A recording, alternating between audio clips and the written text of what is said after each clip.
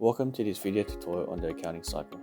In this video, we will discuss the accounting cycle and the accounting information system. What is the accounting cycle? Well, the accounting cycle is a cycle which is completed by a company within a given financial year. In Australia, that financial year begins on the 1st of July and ends on the 30th of June. The accounting cycle involves 1. Identifying and analysing transactions. 2. Recording transactions to the journal. 3. Posting journal transactions to the ledger or T accounts. 4. Preparing an unadjusted trial balance. 5. Adjusting entries. 6. Preparing an adjusted trial balance. 7. Preparing financial statements. 8. Closing entries. 9. Preparing post-closing entries trial balance.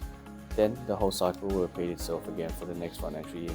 In particular, steps 1 to 4 are most important as these steps create the accounting information system.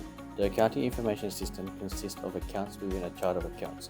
This is an index of all the accounts within the system. The 5 main accounts are highlighted here in red. Assets is anything of value owned by a business, such as money, inventory, plant and equipment, or patents.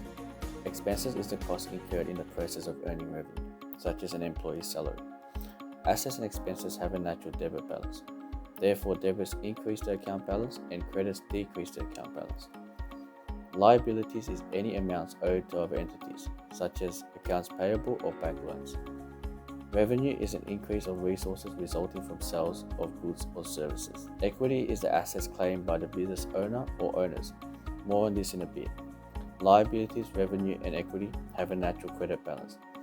Therefore, the opposite of assets and expenses, with credits increase the account balance and debit decrease the account balance. From this table, we can derive the two important accounting equations. As explained earlier, equity is the assets claimed by the business owner or owners. Therefore, assets minus liabilities equals equity. This is our first accounting equation. Another important equation is revenue minus expense equals profit or loss. This is our second accounting equation. As a transaction occurs, it is sorted and diarized in the general journal. Each entry has at least one debit account affected and one credit account affected. This is known as a double entry accounting system. The entry is then transferred to the ledger or T accounts. T accounts follow these basic guidelines: account name on top, debits on the left, and credits on the right. All the information within the ledger or T accounts are then transferred to a trial balance to ensure that the double entry accounting system is being followed and is accurate. Therefore, the trial balance must have debits equal to credits. Finally, the trial balance is then used as a basis for the creation of the financial statements within a business.